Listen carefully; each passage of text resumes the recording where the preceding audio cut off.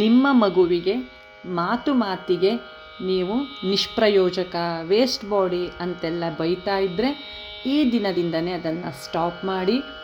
ಬೈಯೋದ್ರಿಂದ ಮಕ್ಕಳಲ್ಲಿ ಸಹಜವಾಗಿ ಒಂದು ಭಯ ಆವರಿಸುತ್ತೆ. ಇದರಿಂದ ಮಕ್ಕಳು ಸುಳ್ಳು ಹೇಳೋಕೆ ಶುರು ಮಾಡ್ತಾರೆ. ಇದು ನಾನು ಹೇಳ್ತಿರೋ ಮಾತಲ್ಲ, ವೈಜ್ಞಾನಿಕವಾಗಿ ಸಾಬೀತಾಗಿರೋದ್ರಿಂದ ನಾನಿಲ್ಲಿ ಹೇಳಿದ್ದು.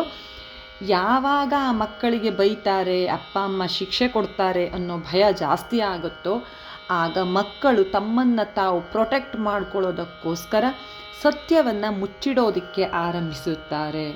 ನಿಧಾನವಾಗಿ ಇದೇ ಆ ಮಗುವಿನ ಅಭ್ಯಾಸವಾಗಿ ಬಿಡುತ್ತೆ. ಇದರಿಂದ ಆ ಮಗುವಿನ ಕಾನ್ಫಿಡೆಂಟ್ ಲೆವೆಲ್ ಅಥವಾ ಆತ್ಮವಿಶ್ವಾಸದ ಕೊರತೆಯುಂಟಾಗತ್ತೆ. ಮತ್ತು ಮನೆಯಲ್ಲಿ ಇರ್ಬೋದು ಅಥವಾ ಫ್ರೆಂಡ್ಗಳ ಜೊತೆ, ಸಮಾಜದಲ್ಲಿ ನಾವು ಪದೇ ಪದೇ ಆ ಮಕ್ಕಳ ಒಂದು ವೀಕ್ನೆಸ್ಸನ್ನು ಹೇಳೋದ್ರಿಂದ, ಬೊಟ್ಟು ಮಾಡಿ ತೋರಿಸೋದ್ರಿಂದ ಏನಾಗುತ್ತೆ, ಮಕ್ಕಳಲ್ಲಿ ಒಂದು ರೀತಿಯ ತಾನು ಅಸಮರ್ಥ, ನನ್ನಿಂದ ಏನೂ ಸಾಧ್ಯವಿಲ್ಲ ಅನ್ನುವಂಥ ಒಂದು ಆತಂಕದ ಜೊತೆಗೆ ಒಂದು ಅಸಮರ್ಥ ಅನ್ನೋ ಭಾವನೆ ಆರಂಭವಾಗಿ ಬಿಡುತ್ತೆ.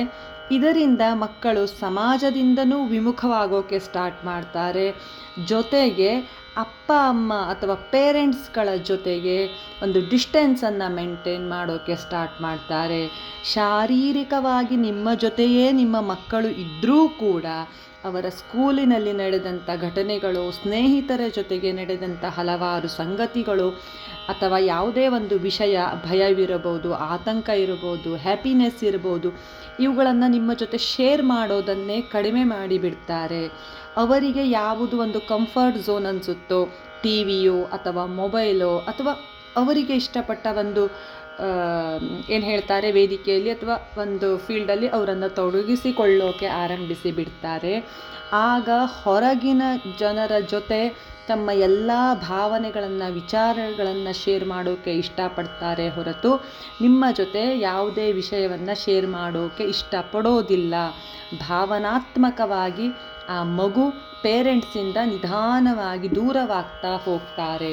ಇದರಿಂದ ಡಿಸ್ಟೆನ್ಸ್ ಹೆಚ್ಚಾಗುತ್ತಾ ಹೋಗುತ್ತೆ ಹೊರತು ನಿಮ್ಮ ಮಗು ನಿಮ್ಮ ಬಳಿ ಬರೋದಿಲ್ಲ.